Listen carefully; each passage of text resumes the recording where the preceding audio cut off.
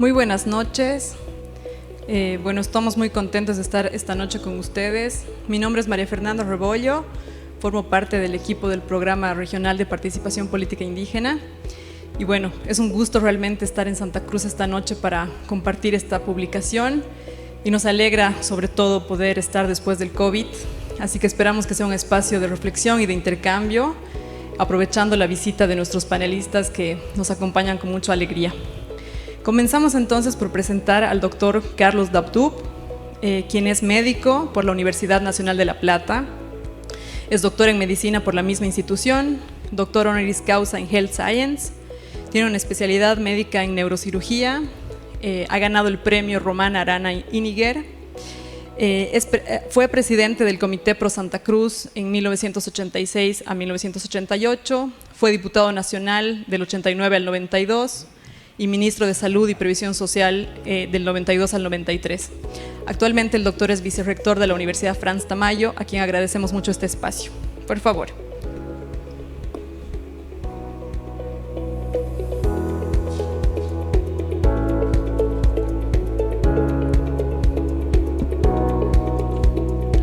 Señoras, señores, muy buenas noches. A nombre de la Universidad Frans Tamayo, permítame darle la más cordial bienvenida y de manera muy especial a nuestros invitados que hoy expondrán un tema muy importante, como es la participación política de los pueblos indígenas. La próxima semana nuestra universidad va a cumplir 29 años de vida al servicio de la comunidad y con el objetivo que siempre nos trazamos desde un comienzo, que es la transformación de la educación en Bolivia. Pero también somos conscientes que la universidad o el sistema universitario tiene que ser orientador, tiene que apoyar a la comunidad, a los líderes políticos e institucionales con el propósito de buscar mejores días para nuestro país y para América Latina. No podemos concebir un proceso democrático si no hay una participación de todos los sectores con igualdades. Y justamente hoy vamos a tocar un tema muy esencial, porque los pueblos indígenas, en Bolivia particularmente, ha sido un sector invisibilizado. De tal forma que todo acto que hagamos nosotros para reivindicar esa participación va a generar, por supuesto, una mayor profundización de la democracia. Por otro lado, también no es un acaso de que la universidad hoy brinde su infraestructura para este evento tan importante. Habida cuenta que ya desde hace algún tiempo, la carrera de Derecho y particularmente la Facultad de Ciencias Sociales y Jurídicas ha venido participando en este asunto, en este tema. Tanto es así que ha sido cofundadora de la Red Académica de Derecho Indígena, RADIA, y la universidad tiene el grato honor de ocupar su vicepresidencia. Dicho esto, entonces, todos sean bienvenidos nuevamente y esperemos que lo que hoy se analice, se discuta, se debata, sea justamente para lo que dije anteriormente, profundizar la democracia y hacer visible a aquellos sectores vulnerables que merecen toda reivindicación. Muchas gracias. Gracias.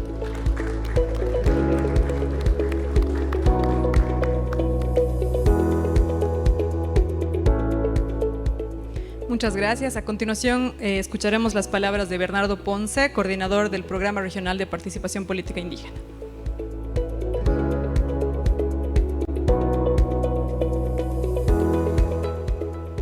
Doctor Carlos Dabdub, vicerrector de la Universidad Frans Tamayo, Unifrans Santa Cruz, señoras Catalina Sobranis, Marisol Perestello, señores Dionisio García, Diego Iturralde, quienes nos acompañan desde España, Guatemala, Ecuador y Perú. Apreciado público presente esta noche, a nombre de la directora de nuestro programa, la doctora Cristina Stolte, les damos la más cordial bienvenida a la presentación del libro Participación Política Indígena y Políticas Públicas para los Pueblos Indígenas en América Latina. Quisiera comenzar extendiendo el agradecimiento de la Fundación Konrad Adenauer a las autoridades de la Universidad Franz Tamayo, quienes tan amablemente nos han permitido el uso de sus instalaciones esta noche para esta presentación. El libro que presentamos hoy tiene una larga historia. Si consideramos que el PPI viene abordando y haciendo seguimiento de las políticas públicas referidas a pueblos indígenas en nuestra región prácticamente desde la fundación del programa en el año 2006. Y ya en el año 2007 presentamos un primer aporte denominado Políticas Públicas para Pueblos Indígenas, con aporte de 4 países. 4 años más tarde, en el 2011, el programa consolidó un aporte más amplio y profundo con el análisis de 9 países de la región. Esta publicación fue muy bien recibida por académicos, sectores políticos y líderes indígenas. Nos complace haber atestiguado la aceptación tan positiva que esta publicación tuvo en varios países de América Latina. En 2020 se hizo evidente la necesidad de actualizar el contenido y en esta oportunidad logramos consolidar el análisis de esta temática en 11 países, contemplando la revisión de contextos nacionales durante una década completa. Comprende los años desde 2010 a 2020. Para el PPI, este es el tema centro de nuestro trabajo, partiendo de la convicción que tenemos en la CAS de que una democracia plena no es posible sin la activa participación de todos los sectores sociales que la componen. En América Latina es fundamental incluir, profundizar y aplicar la participación política indígena, desarrollando adecuadas políticas públicas. La pregunta es, ¿cómo se logra esta integración respetuosa entre sectores sociales tan diversos? No se puede, de modo alguno, pensar ni plantear una cultura hegemónica dominante desde la cual se decida todo. El camino es la construcción de procesos de diálogo horizontal con base en diversas propuestas sociales, culturales y étnicas que existan en cada país. Nuestras actividades en el PPI reflejan permanentemente esta filosofía. Procuramos que la diversidad de voces esté equilibradamente representada, aplicando incluso este principio en espacios micro, los principios de una democracia representativa, participativa e intercultural. El libro que presentamos hoy refleja la compleja situación social y política de estos últimos 10 años en nuestra región. Hay sin duda una imperante necesidad de mirar modelos de estados plurinacionales en donde el reconocimiento de la diversidad étnica pase de la formalidad a la práctica. Se observa también cuán crucial es para el fortalecimiento de las democracias la inclusión de las cuestiones indígenas. También es central en esta publicación la necesidad de que tomadores de decisión conozcan y desarrollen políticas públicas conjuntamente con líderes indígenas. Cabe también resaltar que no hay muchas publicaciones de esta temática con una cobertura geográfica tan amplia como la que presentamos esta noche, lo que de por sí le confiere a este libro un alto valor agregado. Hablando de la estructura del libro, cuenta con 11 capítulos referidos a políticas públicas de 11 países de la región, más un ampuloso capítulo de conclusiones sistematizadas. Los países analizados son Argentina, Bolivia, Brasil, Chile, Colombia, Ecuador, Guatemala, México, Panamá, Paraguay y Perú. La mayoría de los casos, salvo el caso referido a Colombia, que es un estudio de caso, analiza las políticas públicas, como ya mencioné, de la última década. Los autores en general se concentraron en analizar y comparar las políticas públicas hacia los pueblos indígenas en este último decenio, a lo que en su mayoría sumaron algún hecho relevante que haya influido en la esfera pública nacional de los países analizados y que tuviera relación directa con los pueblos indígenas. Concluyo estas breves palabras de introducción citando una frase del primer canciller alemán de la posguerra, Konrad Adenauer, frase que nos permite comprender la relevancia de tratar estos temas comprendiendo la diversidad de posibilidades y necesidades de nuestros países y sus habitantes. La frase dice: todos vivimos bajo el mismo cielo, pero ninguno tiene el mismo horizonte. Muchas gracias.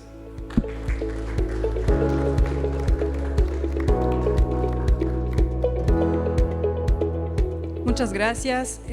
Bueno, para hacer sentir un poquito esta complejidad y esta riqueza, los voy a dejar con un video que precisamente habla sobre esta diversidad de participación política de los pueblos indígenas.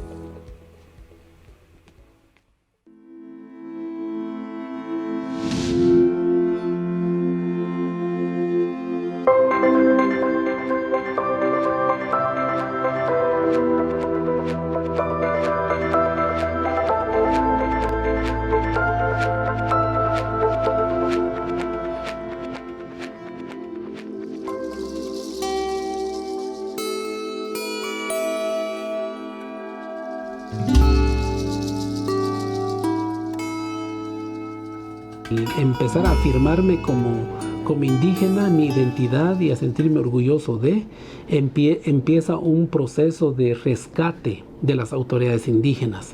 A nivel nacional tenemos estructura de la cuota indígena, pero más bien sí se ha tenido avances importantes a nivel subnacional con relación a la participación de los pueblos indígenas, pero aún no siendo suficientes. 220 municipios, nosotros hemos tenido 32 municipios.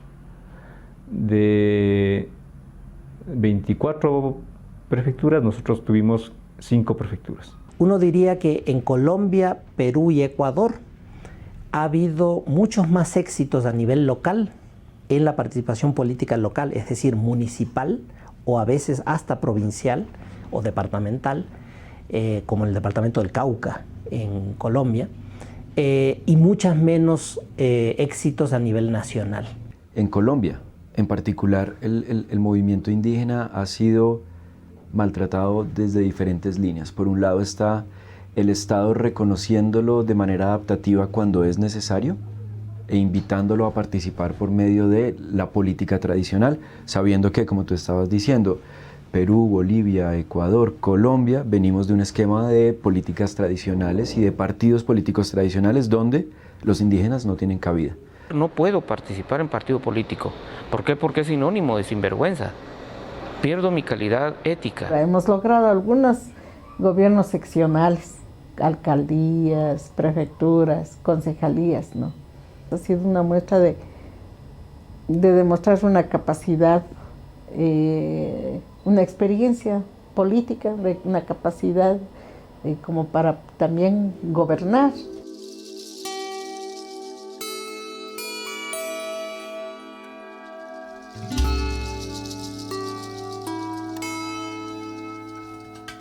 Ese pueblo originario vive su comunalidad, es decir, su estilo de gobierno, su forma de vida, con su cosmovisión, tienen sus propias reglas, que bueno, ya llevado a lo superlativo, pues es el derecho indiano, el derecho indígena, etcétera. Tienen sus propias condiciones de justicia, pero además tienen su propio modelo productivo, que es de respeto a los recursos naturales. Y son municipios indígenas no solo por su componente poblacional, sino por la forma en que se toman las decisiones. Obviamente no se reduce a que se conceda espacio, sino también a que los saberes, que los conocimientos de los pueblos indígenas sean insertados, ¿no es cierto? Su regla fundamental y su principio fundamental es que no puede mandar quien no ha aprendido a obedecer. Tenemos que entender que es una realidad plural en donde están los pueblos indígenas con una gran vitalidad y que están ofreciendo respuestas en el campo de la justicia, en el campo de lo político, de las elecciones, de las formas de elegir autoridades, en el campo de enfrentar a las mafias del narcotráfico.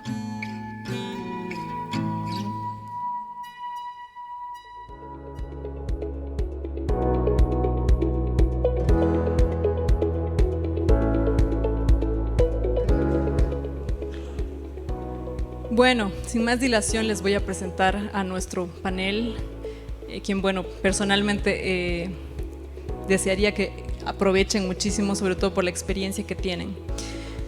Comienzo entonces por nuestro moderador, quien nos visita de España. Su nombre es Dionisio García. Él es dirigente del Partido Popular de España, ha sido senador de Zamora del 93 al 2019. Es impulsor de proyectos de cooperación internacional en América Latina, Perú, Bolivia, Colombia y República Dominicana.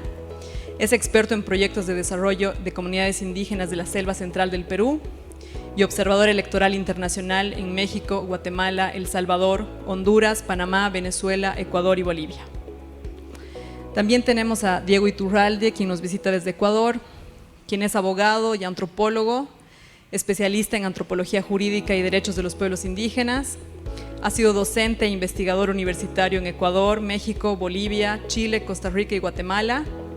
Ha desempeñado cargos de dirección en el Departamento de Antropología de la Universidad Católica del Ecuador, el Instituto Indigenista Interamericano, el Fondo para el Desarrollo de los Pueblos Indígenas de América Latina y el Caribe, el Instituto Interamericano de Derechos Humanos, el Centro de Investigaciones y Estudios Superiores de Antropología Social y el Centro de Cooperación Regional para la Fundación para la Educación de Adultos en América Latina y el Caribe.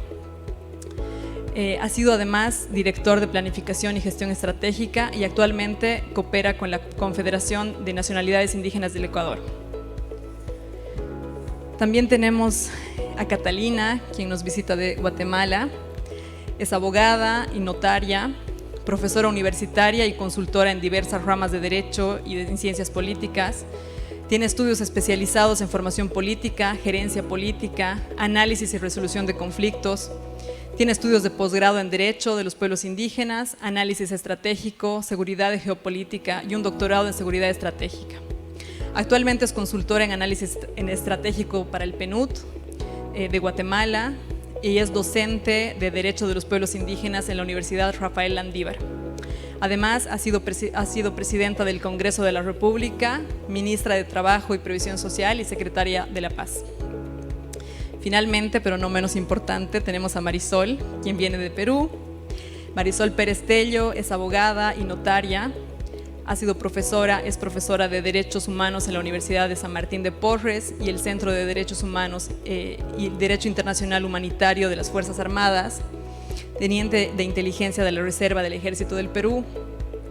Tiene estudios de maestría y doctorado en Derecho Constitucional por la Pontificia Universidad Católica del Perú y la Universidad de San Martín de Porres. Es profesora visitante en la Escuela Internacional de la Universidad Carlos III. Es ministra de Justicia y Derechos Humanos y actualmente es presidente del proceso de reingeniería del Partido Popular Cristiano del Perú. Así que bueno, los dejo con ellos para comenzar la discusión.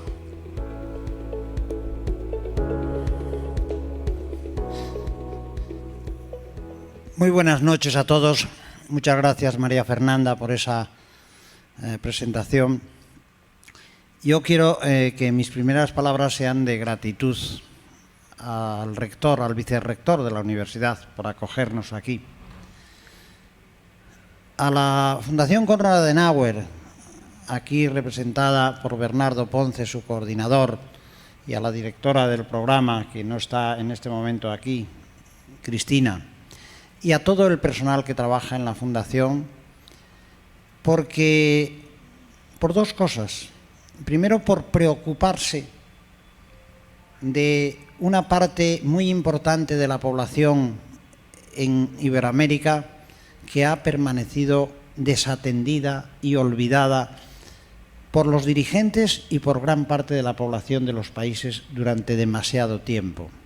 Así que muchas gracias por esa atención a los más débiles y muchas gracias también a título personal, y estoy seguro que también en representación de los contertulios que acaba de presentar María Fernanda, pues por darnos la oportunidad de colaborar con ellos y de estar aquí esta noche presentando ante ustedes este libro que recoge los estudios realizados por 11 personas con amplísima experiencia en el mundo de los derechos humanos, de la cooperación internacional, de los pueblos indígenas en particular, y que con su trabajo han contribuido a el libro, a editar, a poner en valor y a la atención del público el libro que hoy presentamos, ¿no?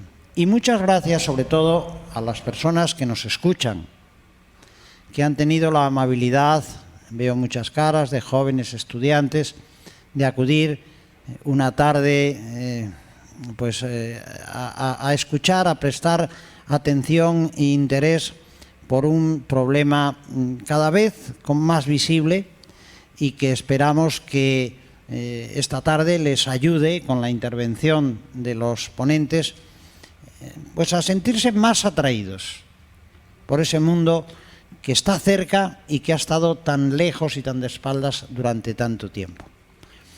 Como ya decía Bernardo, en este libro se hace un análisis de la evolución a lo largo de una década, del 2010 al 2020, de toda la problemática de los pueblos indígenas y las dificultades para su participación política efectiva, ¿no?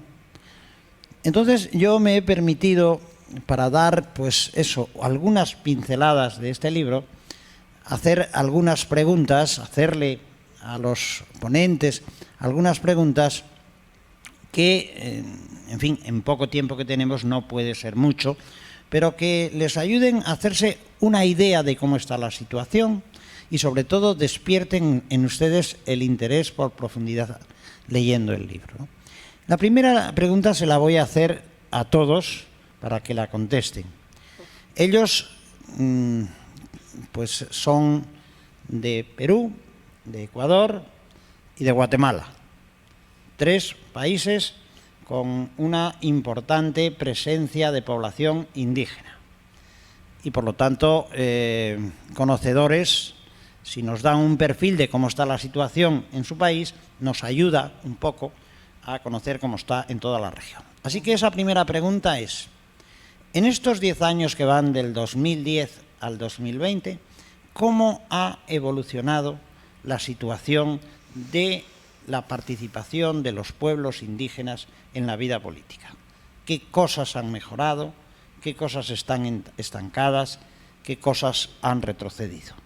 En fin, con la brevedad y la concreción, que es una virtud que adorna a la gente brillante, pues le voy a pasar la palabra a los 3 para que en unos minutos nos den unas pinceladas de cómo ha evolucionado la situación de la participación política en sus países. Para hablar de este tema en el Perú, le paso la palabra en primer lugar a la doctora Marisol Perestello, que como ya conocen, pues en su largo currículum ha sido también ministra de Justicia y Derechos Humanos.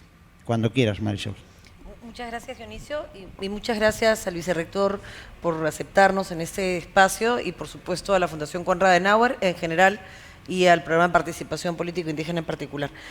Yo quiero darles una mirada general, pero no puedo dejar de recordar, antes de estos 4 minutos de estas pinceladas, algo que es importante, y es que en los procesos sociales se necesita tener paciencia histórica, que es un concepto que de alguna manera está absolutamente violentado porque el proceso tecnológico ha pensado o nos ha generado la sensación de que los cambios son mucho más rápidos de lo que en realidad son.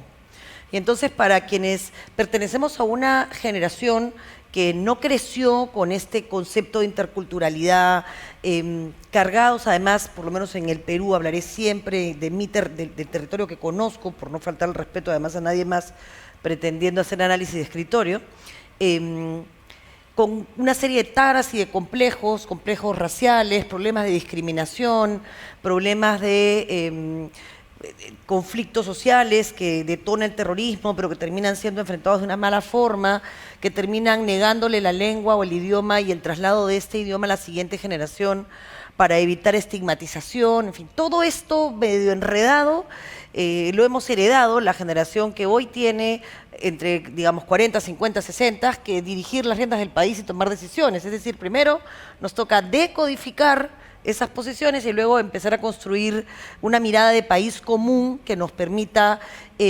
soñar eso que todos queremos, que es ser felices, y para eso necesitas un país con un estado de bienestar mínimo. Y el otro tema es que haya una siguiente generación que tendrá que tomar la posta, que ha crecido con esta dinámica medioambiental. No existía antes el concepto medioambiental.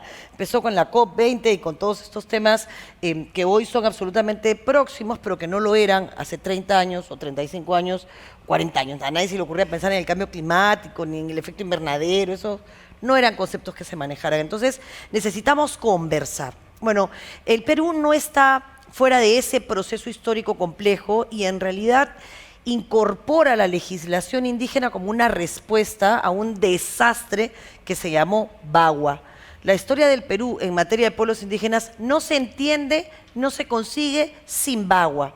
Bagua fue la manifestación más clara de la absoluta falta de comprensión del poder político con la realidad indígena, al no poder manejar con una pertinencia cultural un problema por una legislación forestal que terminó con el asesinato de 33 personas, en las cuales además, por un problema de comunicación y de discurso de odio, los indígenas que horas antes o días antes jugaban fútbol con los policías, terminaron enfrentados con muertos de por medio, en una cosa que fue terrible. Bueno, la respuesta política a esa barbaridad, que fue generada también desde la política, fue la ley de consulta previa. Pero no hubo comprensión en el momento en el que esta ley se aprobó, ni de lo que significaba, ni de los procesos que podía consolidarse a partir de la comprensión de la necesidad de un diálogo intercultural, de un diálogo con pertinencia, de un diálogo que permitiera que, entre otras cosas, las actividades extractivas o las actividades en general del uso de nuestros recursos no violaran, por un lado, los derechos indígenas y, por otro lado, los derechos al medio ambiente, que hoy con la tecnología se pueden hacer perfectamente. No conversó el tema y 10 años después estamos empezando a corregir esos errores. Es decir, en 10 años se logra una respuesta política recogida en una ley, la ley de consulta previa, que desarrollaba el convenio 169, y en ese proceso se ha ido aprendiendo, haciendo nuestro, hablo de la clase política, el concepto que subyace a la consulta previa. Es decir, una palabra que es respeto.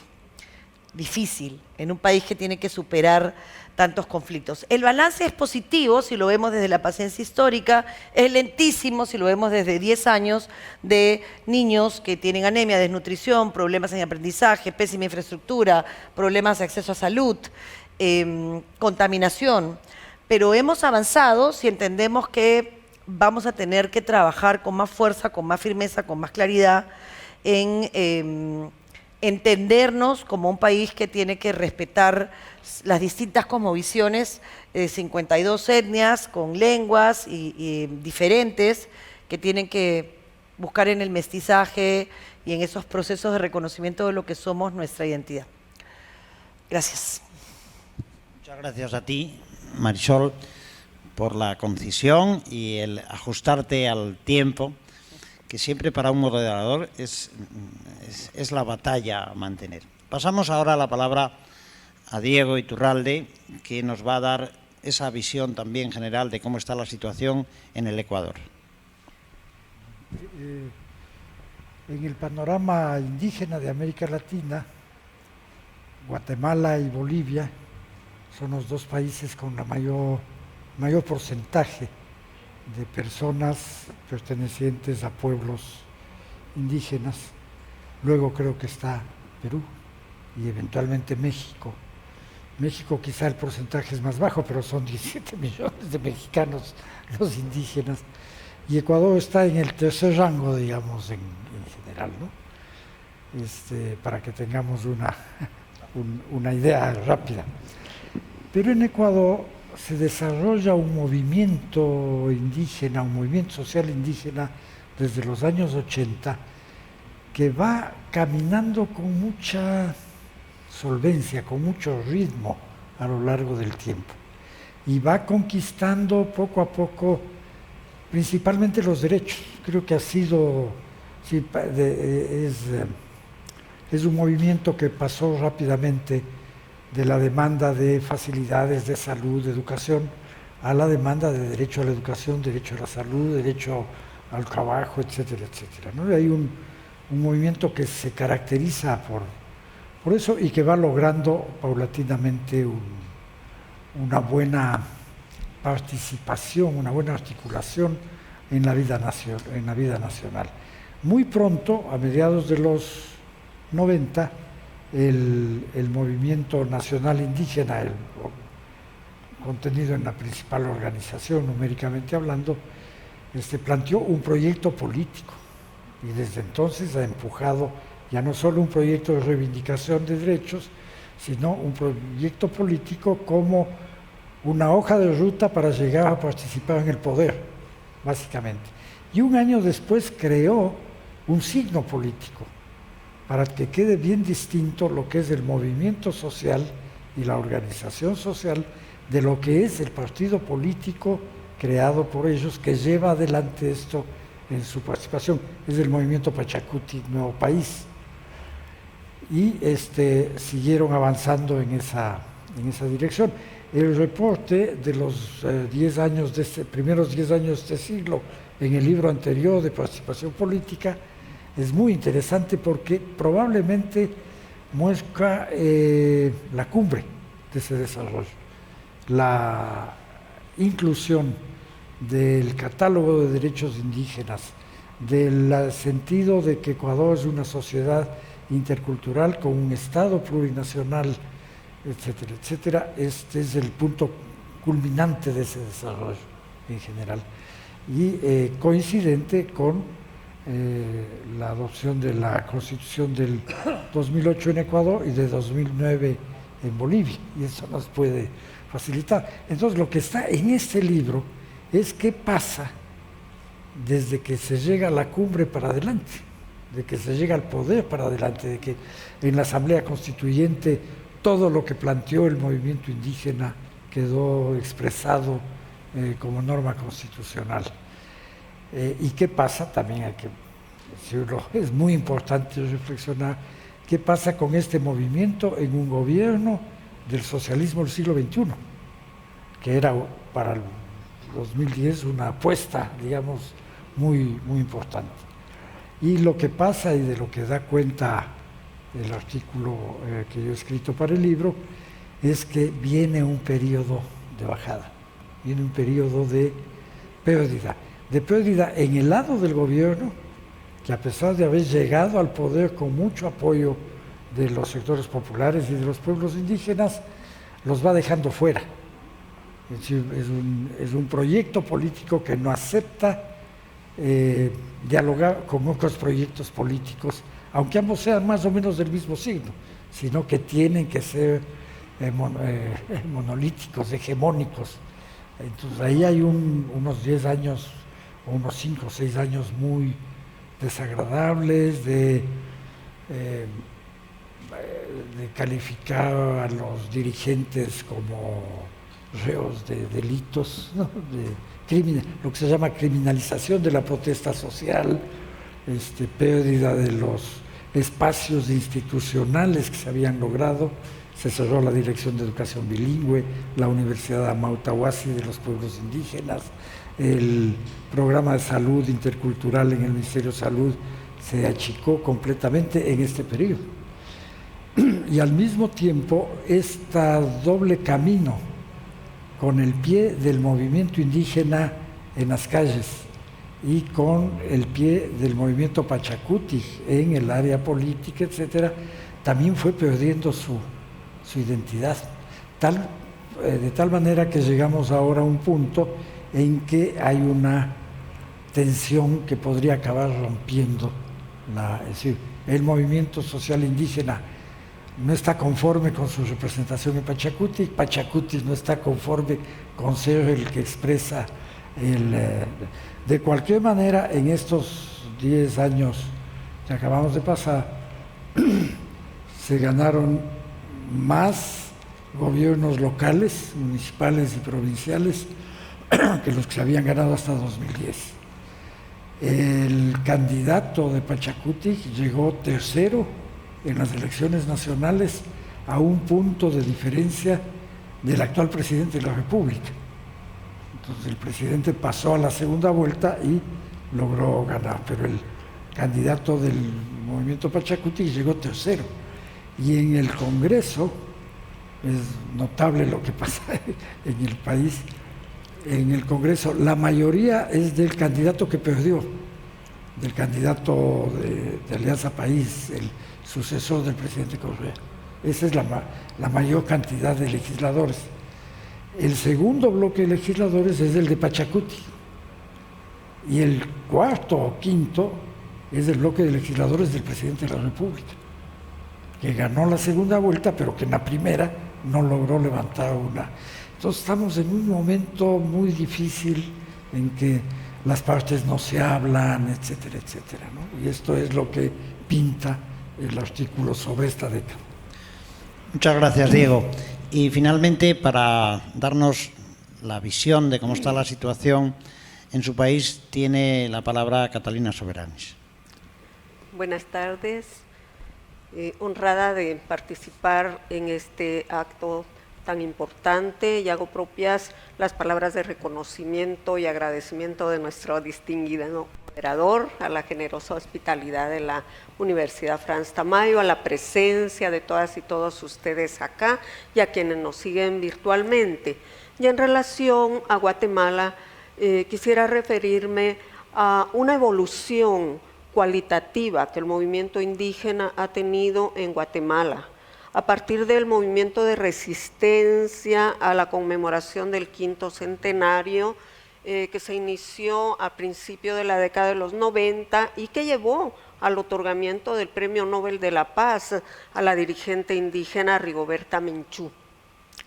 Posteriormente, en el curso del proceso de paz, los acuerdos de paz incluyen el acuerdo de identidad y derechos de los pueblos indígenas como una conquista que el movimiento indígena participante de manera indirecta en la negociación de los acuerdos de paz obtuvo para definir una agenda de cambios institucionales que propiciaran una mayor participación de los pueblos indígenas en la institucionalidad entonces existente, una visibilización de su presencia y significado en el desarrollo del país y una definición de instancias en las cuales podrían participar a través de su inclusión en el organismo ejecutivo, a través de programas específicos dedicados a los pueblos indígenas, de la creación de instituciones de defensoría de los derechos de los pueblos indígenas.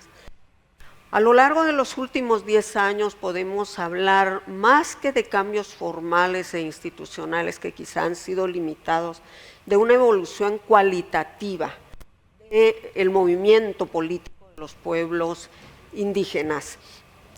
En la última elección, por ejemplo, realizada en 2019, la candidata del Movimiento de Liberación de los Pueblos, que expresaba las demandas de los pueblos indígenas, particularmente de la convocatoria a una Asamblea Nacional Constituyente de carácter plurinacional, obtuvo el 10% de los votos, siendo la cuarta candidata en cuanto a porcentaje de votación y habiendo obtenido quien es ahora el presidente un poco más del 20%, lo cual nos da una idea de hasta qué punto ha avanzado la agenda política de los pueblos indígenas más allá de la representación de un determinado partido político.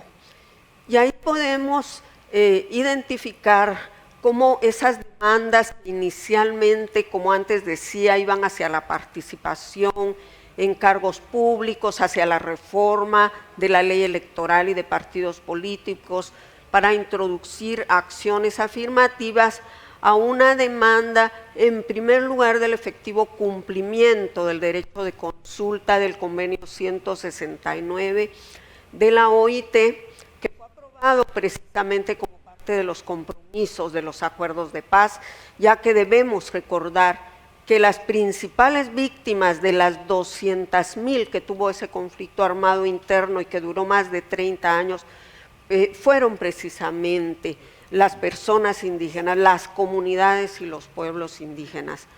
Entonces, esas heridas aún no han sanado. Apenas cumpliremos este año 26 años de la firma de los acuerdos de paz.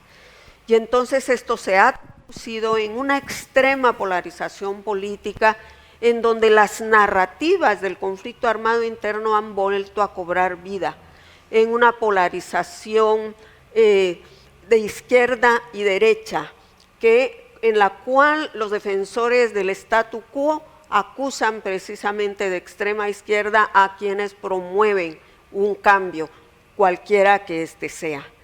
Entonces, encontrándonos actualmente en el país en un contexto de alta polarización, sin embargo, debemos reconocer esa maduración del movimiento político indígena, que no está exento de conflictividades internas, de contradicciones e incluso de cooptación, pero que está caminando hacia la búsqueda del desarrollo de una agenda compartida y que eventualmente pueda cristalizar en una mayor participación de los pueblos indígenas en las instancias de decisión. Actualmente hay 158 de los 340 alcaldes que son indígenas, una sola alcaldesa indígena, 29 diputados indígenas, 3 diputadas indígenas.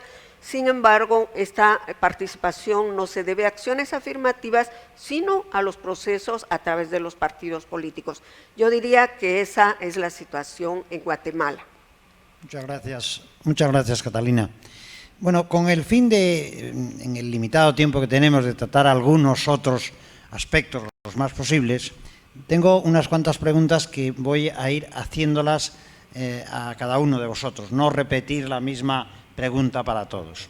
Y quiero también aprovechar para decirle a las personas que asisten que pueden participar también en hacerles preguntas a los intervinientes, que para ello el personal de la Fundación les repartirá a aquellas personas que le piden unas tarjetas para que puedan poner su pregunta por escrito, lo que quieren saber y a quién va dirigida. Y al final de este turno de preguntas que estoy yo formulando, pues daremos paso a algunas de las que ustedes nos hagan llegar. Bueno, la participación política tiene tantos niveles. Es decir, se puede participar en la vida a nivel... No sé qué pasa. ¿Sí? ¿Se oye bien? Se puede participar en la vida política a nivel nacional.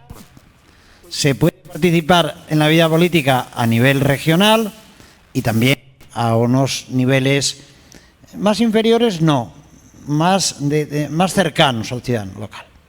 Bueno, pero centrándonos fundamentalmente en los dos aspectos, a nivel nacional y a nivel regional, Marisol, ¿tú cómo ves de difícil la participación de los pueblos indígenas a nivel nacional o a nivel regional? ¿Dónde ves más dificultades y dónde ves que la participación resulte más fácil?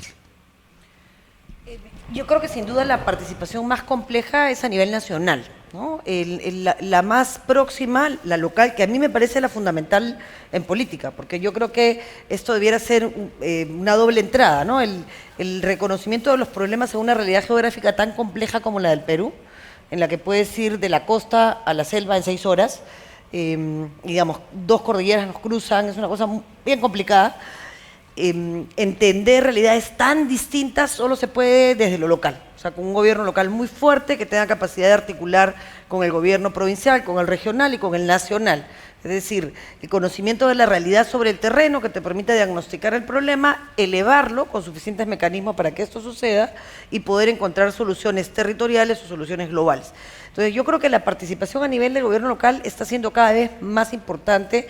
No olvidemos que la legislación y la incorporación de los pueblos indígenas en términos de derechos a la Constitución, porque ya habíamos firmado la Convención Americana, el caso Saramaca, digamos, ya estaba, ya había un traslado de la defensa de los derechos de los pueblos indígenas, de la libre determinación al derecho a la propiedad a nivel del sistema interamericano, pero eso pues es lo que está en el papel, ¿no? En la realidad, el relacionamiento de los pueblos indígenas con el gobierno tradicional se hace a través de EDECEP, que es una organización o una institucionalidad indígena. Hablo de los pueblos indígenas de la Amazonía, porque los pueblos indígenas de la sierra se han integrado de una manera completamente diferente se han integrado de una manera distinta a la problemática nacional. Es decir, los pueblos indígenas de la sierra tienen, ahora sí, tienen un proceso de interculturalidad mucho mayor y mucho más antiguo, de antigua data, que los pueblos indígenas de la Amazonía. AIDESEP es la organización de los pueblos indígenas de la Amazonía. Necesito que tengamos eso muy claro porque son dos procesos distintos, aunque las demandas son comunes. Muchas de las demandas son comunes y la relación de estos pueblos con la tierra también es común. Entonces, a nivel local hay una mayor representación, hay una cuota indígena del 15% en función de una mayoría local, hay constitucionalmente el derecho a que incluso reciban justicia en su lengua, cosa que no se cumple, pero por lo menos está en el papel. Y a nivel regional también hay una cuota de participación que garantiza eso y la alternancia y paridad, una mayor posibilidad para participar en la cosa pública a nivel regional, que es en realidad además donde está la mayor cantidad de recursos que provienen del canon, es decir, de la explotación de los recursos en la zona pacífica y que deberían de revertir también en esa zona para que se sienta en crecimiento. A nivel nacional es más difícil, son casos aislados, similares a los que contó Catalina, es decir, el liderazgo les permite entrar a una representación de carácter nacional por la participación en un partido político más que no existe cuota indígena para el plano nacional. ¿Qué cosa de bueno y qué cosa de malo tiene este sistema? Primero, que garantiza la participación en lo local. Segundo, que garantiza una suerte de medida afirmativa en relación a la participación de mujeres, de indígenas y de jóvenes en las listas. Y paridad y alternancia, con lo cual hay un enfoque de género en esta distribución. Estamos recién en ese proceso de implementarlo y de empoderar a la mujer para que pueda participar de una manera, no solo participar, sino además hacer una buena gestión, con lo cual hay un tema de capacidades, que es uno de los temas pendientes en la agenda país. Y aquí yo quisiera, para terminar, cerrar con un tema, ¿no? Lo más difícil en realidad es que cosas como el COVID, que por eso los invito a leer este libro, que se escribe durante pandemia, pusieron en evidencia lo que todos sabíamos. Y es que, para hablar en lenguaje de Fratelli Tutti o de la encíclica que tiene que ver con temas medioambientales, o de la Agenda 2030 o de la Agenda Medioambiental, la población más afectada es la población donde hay más riqueza, desde el punto de vista de recursos naturales. Entonces, cuando tú escribes el libro y comienzas a hacer el análisis sobre temas de salud, de educación, enfrentas una realidad que en el Perú se resume en el país que más crece en Sudamérica en los últimos 20 años y el país con la tasa de mortalidad más alta en el mundo en la primera ola de pandemia. Eso tiene que ver, por supuesto, con son datos objetivos, con una pésima gestión, pero también tiene que ver con una pésima infraestructura, con una corrupción galopante y con una falta de capacidad de entender la problemática nacional. Entonces, si hay un grito desesperado en esta época, es el de estas poblaciones alejadas que no se sienten representadas en las decisiones del gobierno nacional. Y eso hay que revertirlo rápidamente con un repensar la democracia y la participación a través de los partidos políticos. Muchas gracias, Marisol. En el proceso de participación política juegan un papel fundamental los liderazgos, es decir, las personas que representan a esas comunidades, su capacidad para trasladar a la administración las demandas y su capacidad para gestionar esas demandas allá donde alcancen representación. Por tanto, el tema de los liderazgos de las comunidades, a nuestro juicio, es determinante para que el proceso avance, ¿no? ¿Cómo ves, Diego, en el Ecuador esta situación de los liderazgos de los pueblos indígenas? ¿Les ves en condiciones? En fin, ¿cuál es tu análisis de esa situación? Yo creo que tu micro funciona, por lo que me dicen. El que no funcionaba era el de Marisol. Parece que sí. Parece que sí. Este liderazgo funciona. Bueno, en el caso de Ecuador, en este periodo largo al que me he referido, hay una dinámica de surgimiento de liderazgo de abajo para arriba, mucho de abajo para arriba. Así como hay una una estructura muy grande de organizaciones de las comunas locales, las uniones de comunas, los centros habitacionales en Amazonía, las federaciones de centros, etc. Por ahí camina el liderazgo en general. El que llega a dirigir una organización de una nacionalidad o llega a dirigir una confederación regional, etc., en general es alguien que ha hecho camino desde ser secretario de su comuna, porque le tocó eso cuando era muy joven, hasta llegar a presidir un directorio. Esto tiene, por cierto, algunas excepciones, de pronto hay algún dirigente que no viene así, pero es una tendencia importante. A esto se abona que desde desde 1982, desde la vuelta a la democracia, Ecuador aceptó impulsar un proyecto nacional de educación intercultural bilingüe, que ha sido, con altos y bajos, muy exitoso, que ha llegado a tener una gran cantidad de pequeñas escuelas locales, y entonces hay mucho, como decimos hoy en día, las dirigentes y los dirigentes de hoy, ¿no? Nacieron con derechos, porque muy pronto ya se empezó a conquistar derechos, es decir, el reconocimiento, la posibilidad de utilizar los nombres en sus propias lenguas para registrarse, etcétera, etcétera. Nacieron con derechos, fueron a escuela bilingüe y tuvieron algún nivel importante de acceso a la educación media, por lo menos, ¿no? La educación, al bachillerato. A la universidad hay mucho dirigente indígena universitario también, con universitarios. Esto es un factor realmente muy importante. Esto ha permitido que caminen. Otra cosa notable es que en esta misma dinámica las mujeres se han ido incorporando poco a poco a los liderazgos. Entonces, hoy, digamos, en estos últimos años, en los últimos de este siglo, hemos tenido una mujer indígena canciller de la República, Nina Pacari, que también fue miembro de la Corte Constitucional. La joven guapa que aparece, abogada que aparece aquí también fue ministra de la Corte Suprema y ministra de la Corte Constitucional. La actual presidenta del Consejo Nacional Electoral de Ecuador es una señora shuara, profesional, pero es una señora shuara. Y la presidenta de la Asamblea Nacional hoy en día es otra señora quichua de la Amazonía.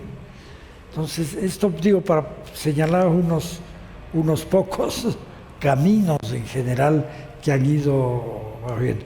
Y no se nota o no es muy evidente que hubiera rupturas generacionales muy grandes. Es decir, las nuevas generaciones de muchachos jóvenes que están empezando a dar pasos en la política, si bien tienen un poco de malestar con dirigentes que ya duran demasiado y que quitan el camino, no hacen una ruptura, es decir, tienen un respeto a ese liderazgo anterior, aunque digan, esto ya lo que hacían ellos ya no se puede hacer y hay que hacer de otra manera. Y el liderazgo de hoy está creciendo en las redes sociales, es un fenómeno muy importante, ¿no? Es el Internet, el WhatsApp, el Twitter. Yo creí que solo el presidente Trump era capaz de gobernar por Twitter, pero ahora hasta el presidente de una comuna puede gobernar por Twitter a su comuna. Gracias. Muchas gracias a ti, Diego. Has hecho referencia, hablando de los liderazgos, de algunas mujeres relevantes que ocupan puestos significados en el Ecuador, ¿no? También Marisol hizo referencia en su intervención a la mujer. Yo de eso quería hablar con Catalina, ¿no? En una sociedad tan patriarcal, por no decir machista, que domina todavía mucha parte de nuestros países, pero fundamentalmente las poblaciones indígenas, ¿cómo ves tú el papel de la mujer, no solo de esas mujeres que pueden servir de referencia a las que ha hecho alusión Diego, sino de las mujeres indígenas en la vida ordinaria de sus comunidades? ¿Siguen teniendo las mismas dificultades? ¿Han mejorado sus posibilidades? En fin, ¿cuál es el papel de la mujer indígena en este proceso de participación en la vida política? Bien, yo considero que no solo en el caso de las mujeres indígenas, pero más aún en el caso de las mujeres indígenas, las mujeres tienen que remontar obstáculos y desafíos mayores que los hombres para tener acceso a los cargos de toma de decisión. Y en ese sentido hay tres aspectos desde los cuales hay que trabajar precisamente para que las mujeres y las mujeres indígenas en particular tengan una mayor participación. Y en ese sentido hablamos de tres elementos: empoderamiento económico, empoderamiento político y erradicación de la violencia contra las mujeres, porque esos son los tres componentes que impiden a la mujer avanzar en su pleno desarrollo como persona, pero particularmente para tener acceso a los espacios de toma de decisión. Y en ese sentido, todavía tenemos que reconocer que los partidos políticos no dan suficiente espacio de participación a las mujeres en toma de decisiones. Todavía no llegamos ni siquiera al 30% de las mujeres en general participando en el ámbito legislativo. He dicho ya que solamente 3 mujeres están en el ámbito, son mujeres indígenas en el Congreso, y que solamente tenemos una alcaldesa indígena. Sin embargo, tenemos que reconocer que esto está evolucionando precisamente por lo que señalaba Diego en relación con las y los jóvenes. Es decir, que estas y estos jóvenes ya están creciendo, están desarrollándose en un ambiente en que muchos de los prejuicios sociales y patriarcales están en cuestión. Sin embargo, tenemos que reconocer que así sucede en toda la sociedad, pero en algunos casos, en las comunidades indígenas aún hay fenómenos que le impiden participar porque no se considera a la mujer suficientemente preparada o con las calidades para acceder a la autoridad.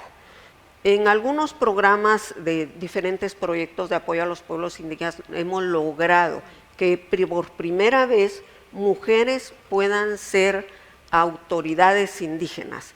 La autoridad indígena ancestral, como suele llamarse, no es solamente la autoridad política, es la autoridad religiosa, es la autoridad en el ámbito de la salud, es la autoridad en el ámbito de la asesoría, le diríamos en el mundo occidental, pero es de la sanación psicológica y espiritual de las comunidades.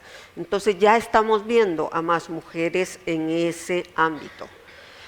En el ámbito del empoderamiento económico, es necesario dignificar el trabajo de las mujeres, que en general no es suficientemente remunerado. En el caso de las mujeres indígenas, aún menos, porque se les paga generalmente la mitad en el campo, sobre todo del salario que se paga a los varones, y en algunos casos se les considera asistencia al trabajo del varón. Y finalmente llegaríamos al tema de la violencia.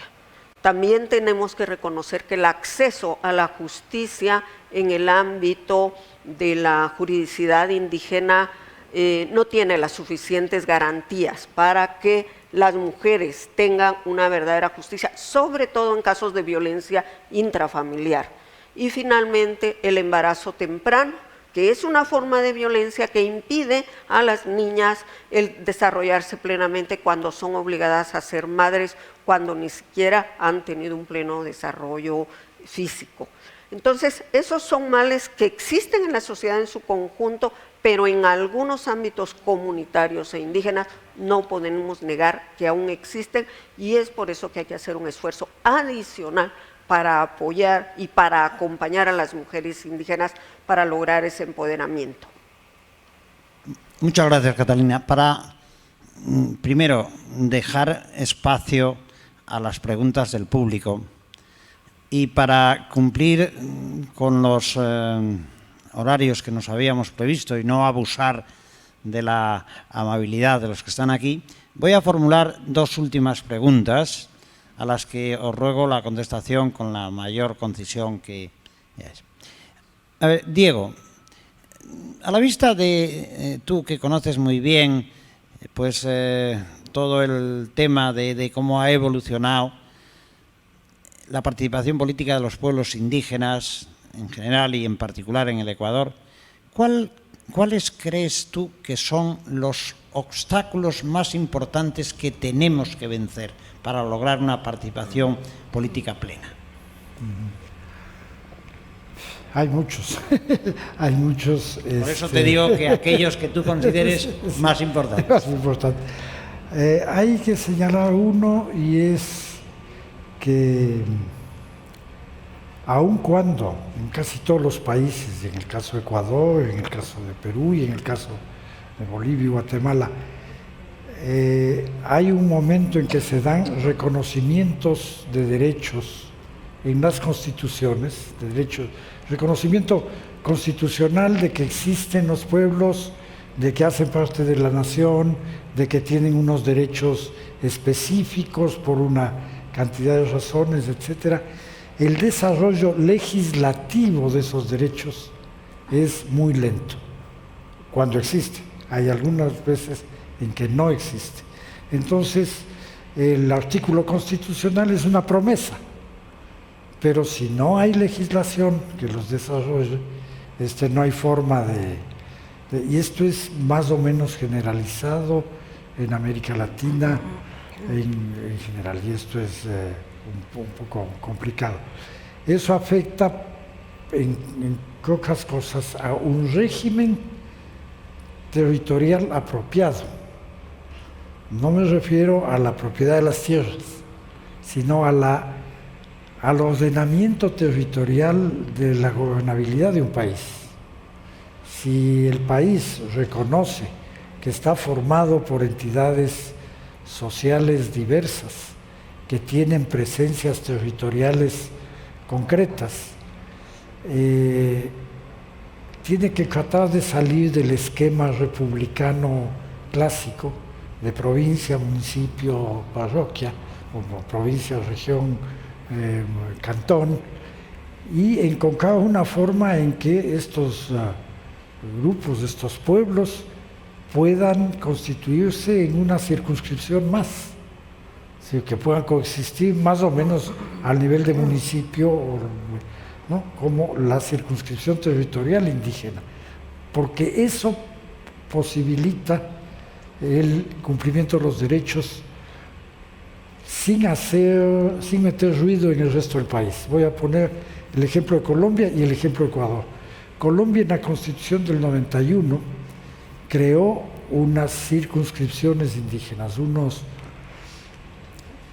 jurisdicciones indígenas, que son jurisdicción territorial, no son propiedad, son espacio territorial donde un cabildo o una asociación de cabildos indígenas organiza la vida territorial, que son jurisdicción electoral, y entonces pueden elegir y ejercer el voto como un pueblo propiamente, ¿no? Y no tienen que entrar en las diferencias, en las desigualdades y en las debilidades que genera el tener que compartir, ¿no? Entonces pueden poner unos concejales en el municipio, unos consejeros en la provincia, desde su territorialidad. Esto es importante. El Ministerio de Educación, ¿no?, que es, creo que entre los ministerios, uno de los más hegemónicos que hay en nuestros países, aunque no se anima a decir el currículum de educación puede ser atravesado por temas de la lengua, de la cultura local, de la tradición. Se pueden hacer textos apropiados para los Ashánica o apropiados para esto, porque tiene un manejo territorial nacional. Y puede decir aquí, en esta circunscripción, en este territorio, hay una dirección de educación intercultural Shuar, y tiene sus autoridades, y cumpliendo el esquema general de la educación, pues tiene la apertura para desarrollar sus conocimientos, sus planes de vida, etcétera, ¿no? Me parece que ese es un déficit, ¿no?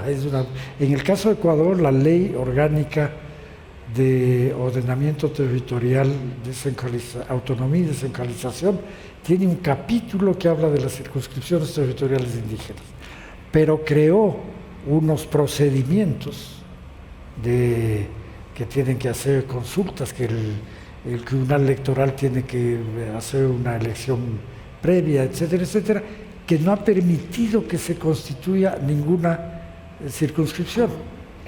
Y entonces hay ahí hay muchos otros, pero me parece que tiene que ver con educación, con la salud, con recibir dinero del sector público, con poder recibir dinero del sector público para mejorar sus postas de salud, para hacer comingas, etcétera, mejorar los caminos. Ahí hay personalmente creo que es el obstáculo más difícil que hay. Y esto, perdóname, tiene que ver con una cosa que afecta principalmente a Ecuador y a Bolivia. Nuestras autoridades y nuestros políticos con mucha dijeron: somos estados plurinacionales, pero no somos estados plurinacionales. No hay esto que hace falta para ser plurinacional. Cuando dijeron somos interculturales, todos los países de alguna manera nos sabemos interculturales, que es un fenómeno social, cultural, pero le añadieron el somos plurinacionales porque eso daba muchos votos, eso ha dado mucha justificación, pero no hay instituciones que construyan el Estado plurinacional. La justicia, por ejemplo, que es otro, además del territorio. Gracias. Gracias, Diego. Y finalmente, por mi parte, una última pregunta para Marisol. La pandemia que tú has citado de referencia en tu intervención anterior, Marisol, pero ha condicionado la vida de todo el mundo, de todas las personas. Llevamos 2 años ya largos, que nuestras vidas han cambiado. No sé cuál será el futuro. Confiemos todos que estamos ya en la recta final de esta pandemia y que vamos a ser capaces de superarlo. Pero si eso ha afectado a nuestra vida cotidiana, a la vida económica de los pueblos, de las naciones, en fin, ha sido un sobresalto enorme que yo creo que no estábamos preparados para ello. Las pandemias nos parecían una cosa que se estudiaba en los libros, pero que nosotros no vivíamos. Ya hemos visto las carencias que han existido en todos los países, en los más desarrollados y en los menos, pues mucho más, pero también en los países que creíamos que no teníamos ni guantes, ni batas, ni gel, ni mascarillas. En fin, yo imagino que para la vida de las comunidades indígenas, si para todos ha sido difícil, para la vida de las comunidades habrá sido, imagino, peor, porque tienen muchas más dificultades que tenemos los demás. Bien, lo que te pregunto no es cómo ha sido de difícil, sino qué retos, qué horizonte le ves tú a la pospandemia para el proceso que llevamos de incentivar la participación política de las comunidades indígenas? Es una pregunta que me obliga a poner en contexto, ¿no? Habían dos problemas en la pandemia que necesariamente se van a tener que superar en la pospandemia. Uno, no había un criterio de identidad o de etnicidad en el sistema de salud, con lo cual tú no podías hacer un tratamiento diferenciado con los pueblos indígenas. Hoy eso tiene que incorporarse. También es verdad que tenemos un Plan Nacional de Derechos Humanos 2018-2021 que establece el diagnóstico general y que recoge todos los grupos de especial protección. Entre esos grupos de especial protección están los pueblos indígenas. Hay 13 grupos de especial protección y se aplican todos los enfoques. El enfoque interseccional, en este caso en particular, mujeres, tercera edad, niños, niñas, adolescentes, privados de libertad, pueblos indígenas y 10 más, ¿no? Y aquí teníamos un problema, y es que en el diagnóstico, es decir, la historia que el Estado peruano se cuenta a sí misma y a los demás, en el diagnóstico el Estado ya decía que la enfermedad, que los pueblos indígenas tenían, el mayor índice de enfermedades eran las enfermedades infectocontagiosas. Con lo cual, si tú tenías dentro de los 13 grupos de especial protección, es decir, el reconocimiento que hay un problema estructural generado desde el Estado, que condiciona la situación de vulnerabilidad agravada de un grupo o un colectivo y que por lo tanto el Estado tiene que tomar medidas afirmativas, ya lo reconociste, ya lo dijiste, ya lo pusiste por escrito, tendrías que haber atendido primero esos 13 grupos de especial protección y saber en qué situación estaba. Habían dos grupos de especial protección que en particular sufrieron la pandemia en el Perú y en el mundo: privados de libertad, pueblos indígenas. Yo trabajo ambos, así que les puedo decir que fue un desastre en ambos casos, un desastre. Las cárceles fueron espantosas, 13 motines, una cosa horrible. Entonces, lo primero que va a pasar en la pospandemia es que fue tan vergonzoso para el mundo, pero para el Perú, por estos 20 años de crecimiento económico y este orgullo que teníamos de estar mirando a la OCDE, ¿no? Entonces, ¿cómo haces eso y luego enfrentas una realidad y es que tu tasa de mortalidad fue la mayor? Tienes que asumir responsabilidad. ¿Para qué ha servido? Primero, tiene que incorporarse el criterio étnico en los temas de salud. Fue un reclamo, fue una exigencia, se puso en evidencia. Segundo, tampoco se identificaron los vectores de contagio que podían afectar a los pueblos indígenas y en esa medida tomar medidas de prevención. Es decir, ¿cómo se contagiaba? Los retornados, el pueblo está encerrado, además está en la selva, con ventanas abiertas, en teoría no tendrían que haber sufrido afectaciones. Pero la primera noticia nos llegó cuando a una comunidad llegó un alcalde a repartir víveres y una de las personas de la comitiva tenía COVID. Entonces, fue tal la vergüenza y tal el escándalo y tal la presión que el único grupo especial protección mencionado en el discurso del presidente con presupuesto específico para combatir la pandemia fueron los pueblos indígenas. Entonces, se visibilizó el problema de tal manera que no hay marcha atrás. O sea, todas estas cosas que nos han ido pasando a nosotros son momentos de no retorno, pero con mucho dolor, ¿no? Que no debiera ser así. ¿Qué hay para la pospandemia, Dionisio? El tema de la educación es clave, ¿no? Si todos los niños han pasado de año y no han aprendido nada, los pueblos indígenas es mucho peor. Porque el niño que tenía al papá o a la mamá apoyándolo en el proceso de formación, o al hermanito mayor o a la hermanita con la educación virtual, algo podías hacer, ¿no? Pero ¿cómo haríamos en los pueblos indígenas que han estudiado todos estos años, por ejemplo, en internados? El pueblo Aguajún Huampis, 500 niñas Aguajún estudiando en el Colegio Fe y Alegría San José en Chiriaco. 500 niñas que estudian internadas todos los años y que esta vez tuvieron que regresar a su casa. Por supuesto no hay luz, con lo cual vamos a suponer que tienes la computadora, ¿dónde la cargas? Entonces ahí hay un problema real que te debería exigir una atención con una medida afirmativa adicional, Dionisio. Es decir, si tenemos que cerrar la brecha en infraestructura, ¿dónde empiezas? Por el que más la sufre, pues. Los niños caminan 2 horas para llegar a un colegio, cuando no tienen que estar internados durante 6 o 7 meses porque no hay posibilidad de darles educación de calidad a todos.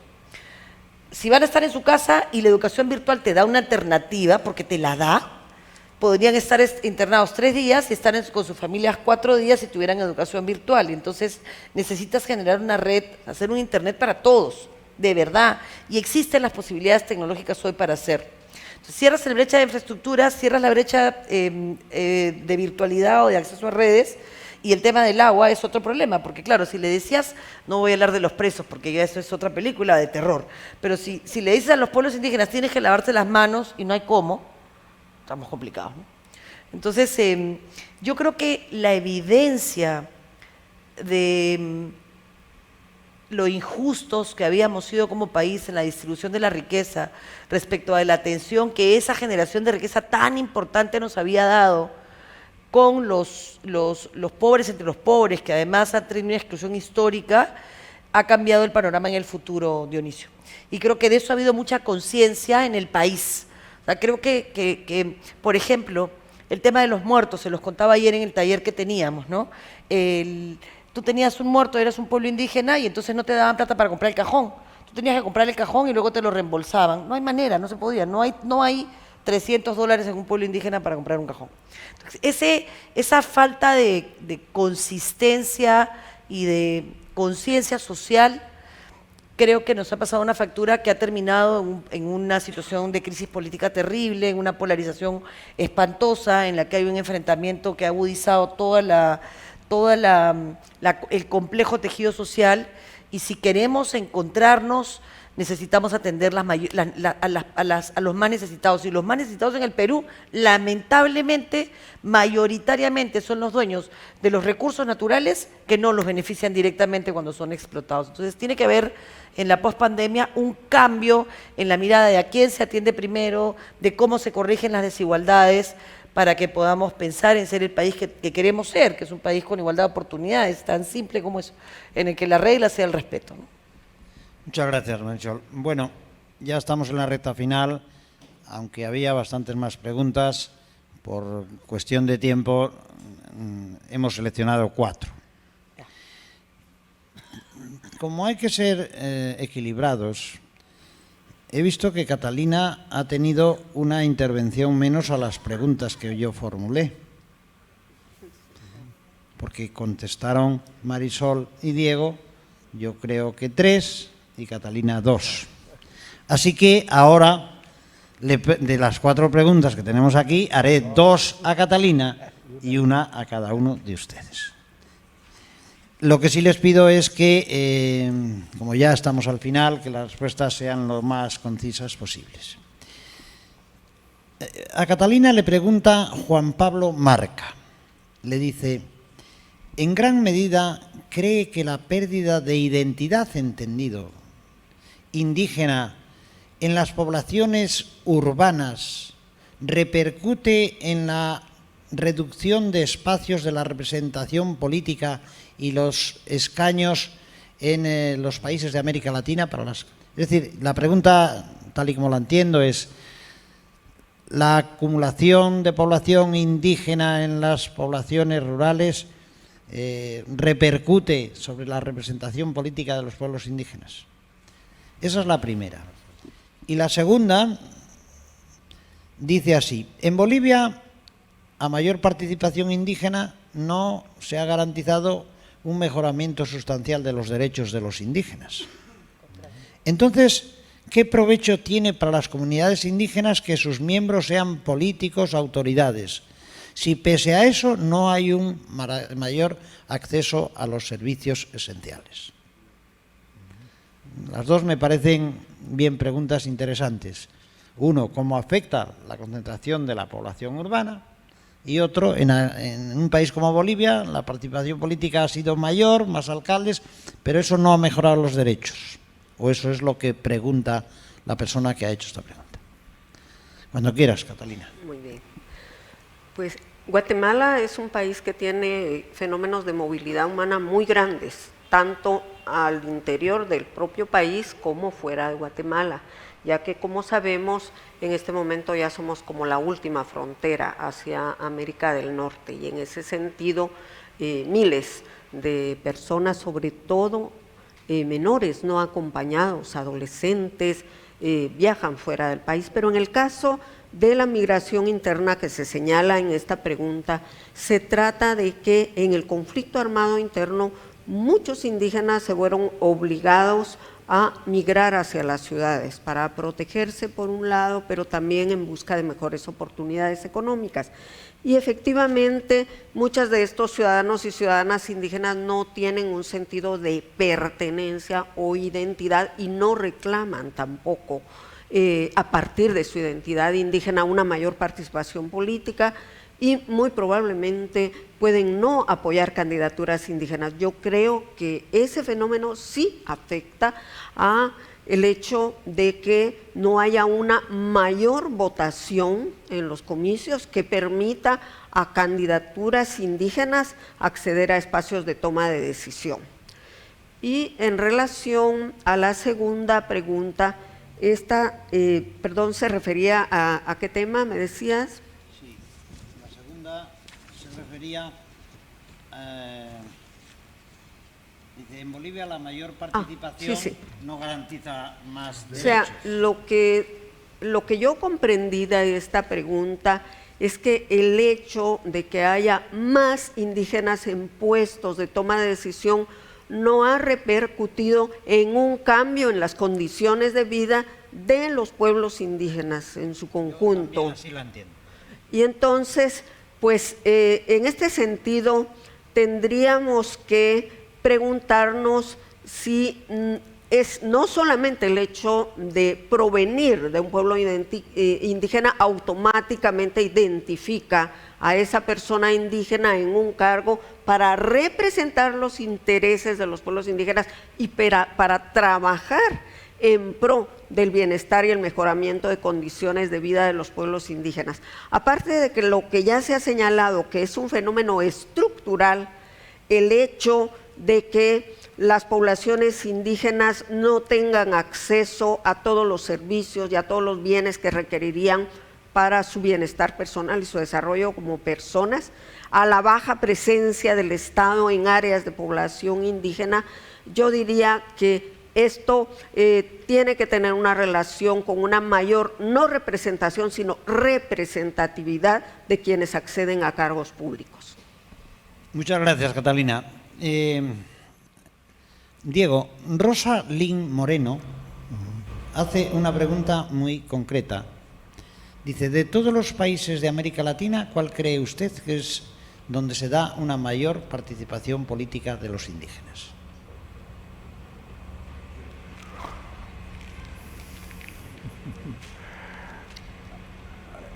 Un punto. La pregunta era concreta, pero te ha hecho pensar. Sí, me ha hecho pensar. Porque es concreta, me ha hecho pensar. Porque es muy concreta.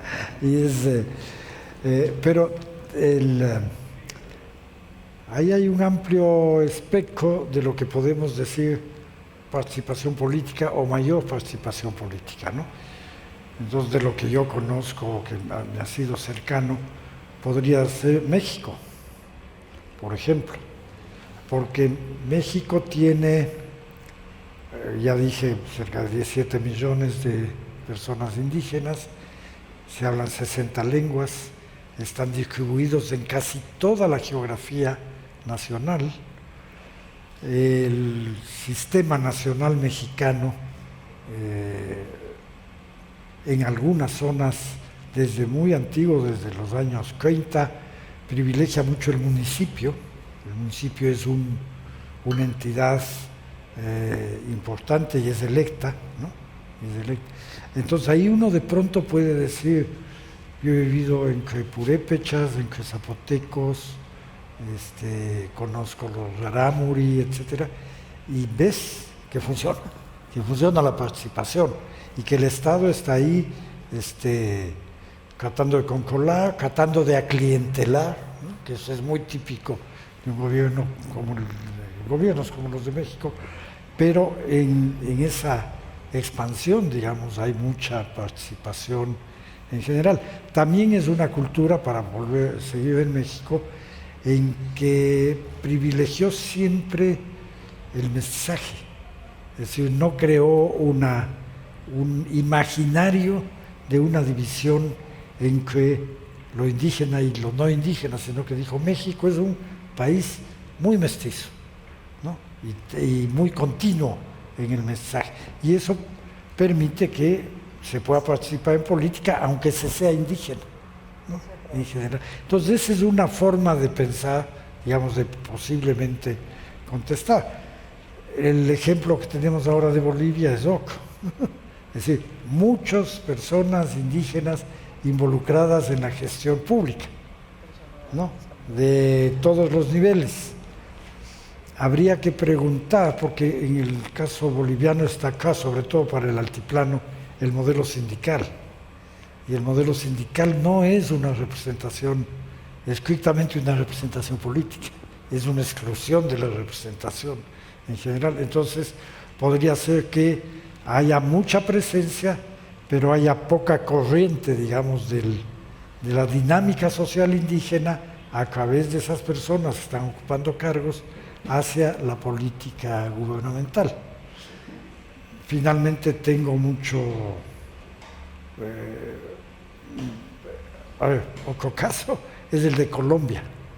Colombia que logra sacar adelante algún sistema de territorialidad, sobre todo en los cabildos, tiene unos gobiernos locales indígenas muy importantes, que reciben lo que llaman en Colombia el situado fiscal y que manejan el dinero para pagar salud, para pagar educación, para hacer algunas pequeñas obras. También eso puede ser una participación política importante en un país donde hacer la política, y en zonas, estoy pensando en el Caquetá, en el Mirití, etcétera, donde hacer la política era jugarse la vida, ¿no? Con los concas, con las FARC, con el ejército de por medio, pero para defender la consistencia de las comunidades, etcétera, había estos gobiernos de las autoridades tradicionales con algún reconocimiento del gobierno, con mucho apoyo de la Corte Constitucional también, ¿no? Muchas gracias, Diego. Y vamos ya con la última de las preguntas que hemos seleccionado de los asistentes.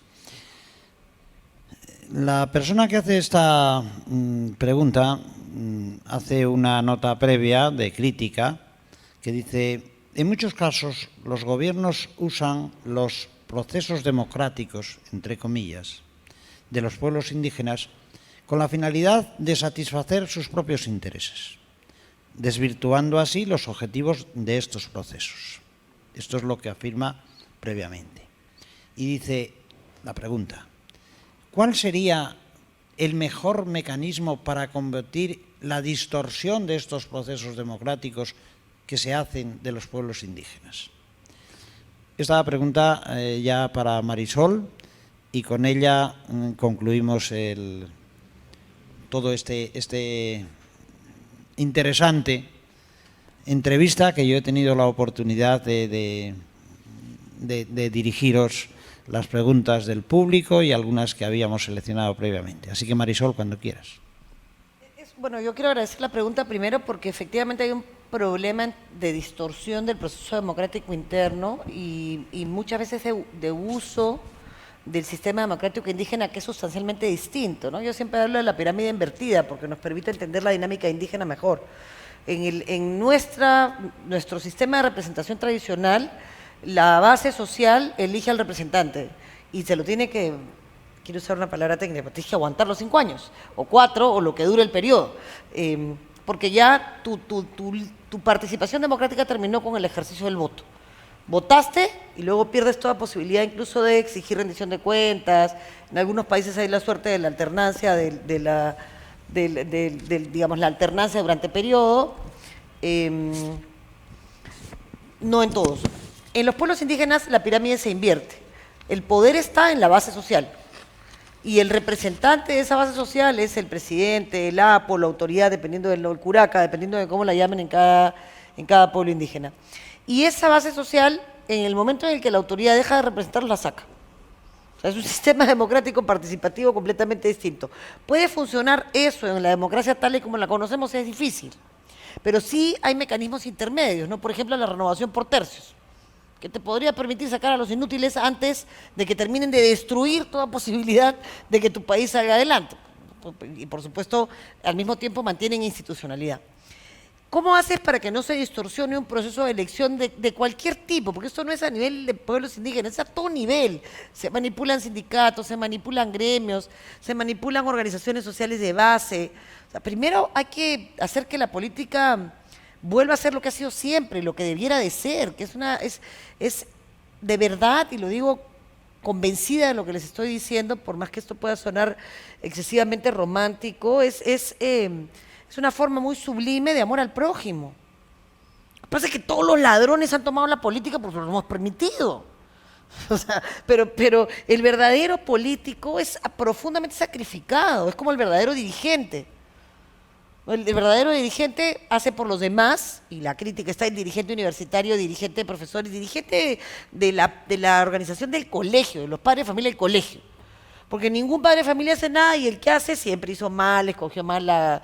Entonces es sacrificado. Creo que lo que está mal es que se ha desprestigiado tanto la política que se ha convertido en una suerte de Alibaba, ¿no? O sea, ahí están todos los ladrones. Eso no es así, no debería de ser así, porque los políticos dirigen nuestra vida y la arruinan. Entonces, ¿qué hemos hecho? Vivimos al margen de ellos. Ya, que no me fastidie, que no me vea, que no me mire, que me fastidie lo menos posible, que me cargue los impuestos lo menos posible.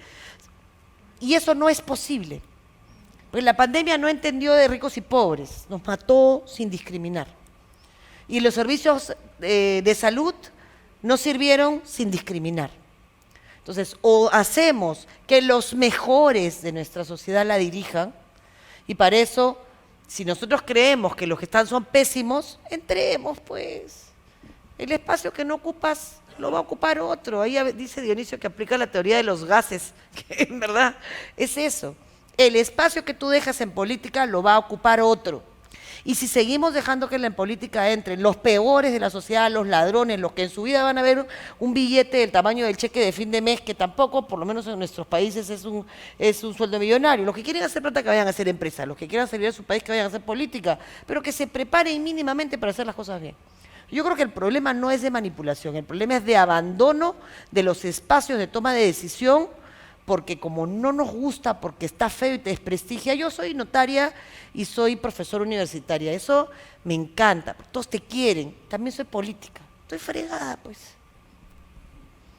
Entonces, en verdad, si yo quisiera solo, quisiera sentir el aprecio de los jóvenes, dejaría la política, pero ¿a quién le dejas tu país? Entonces, yo creo que es esa la pregunta que tenemos que hacernos. Nos hemos dado cuenta que lo que está sucediendo no representa lo que nosotros quisiéramos, asumamos la responsabilidad.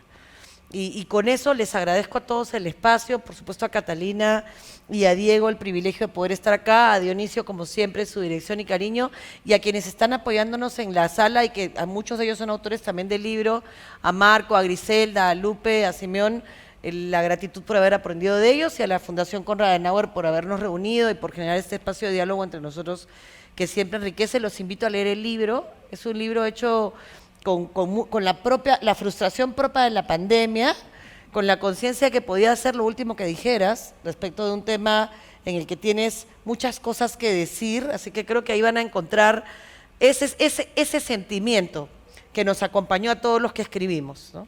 Puede ser que esto sea lo último que escriba, y entonces hay mucha frustración, hay mucho dolor. Tienen que leerlo para que se den cuenta que no solo van a entender qué pasó en 10 años, sino como en el fondo todos al escribir decíamos, dame 10 años más para ver si podemos cambiar esto que está pasando. Muchas gracias. Muchas gracias.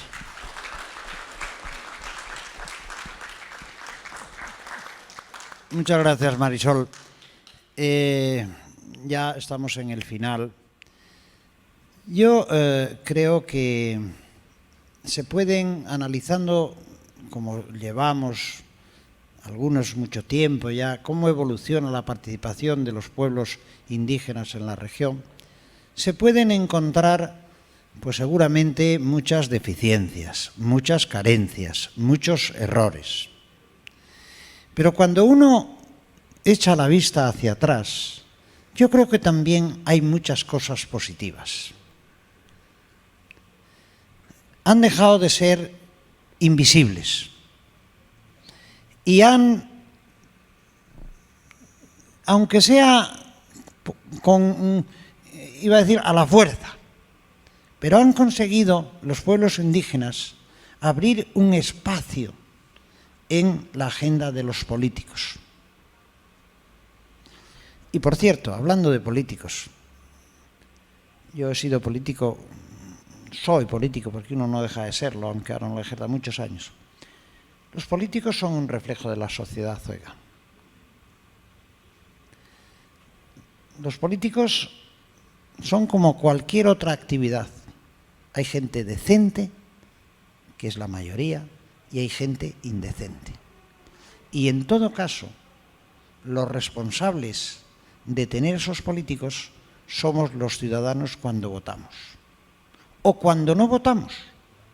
O cuando tomamos una actitud de no querer participar. Porque, aplicando la teoría de los gases, el espacio que tú dejas lo ocupa otro que a lo mejor no es ni más capaz, ni más honesto, ni tiene mejor voluntad que tú.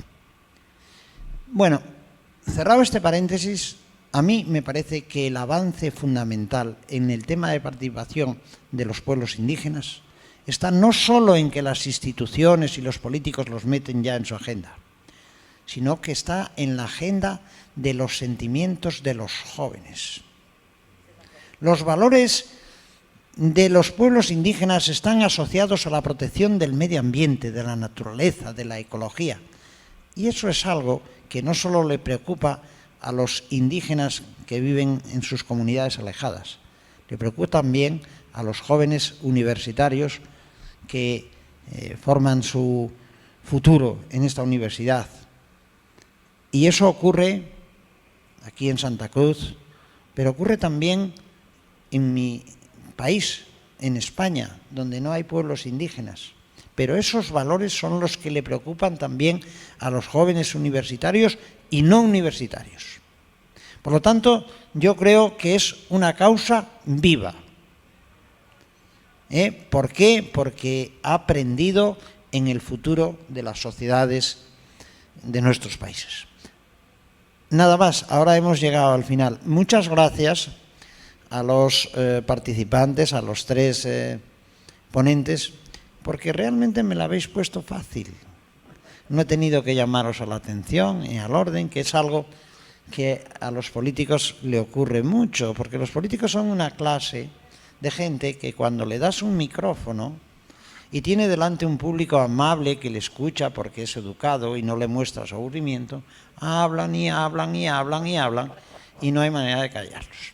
No, vosotros os habéis sometido al tiempo y yo creo que si hemos despertado la inquietud en las personas que aquí están y en las personas que nos vean a través de las redes sociales, de introducirse en la lectura del libro que vosotros y otras personas habéis hecho, pues hemos conseguido el efecto que queríamos.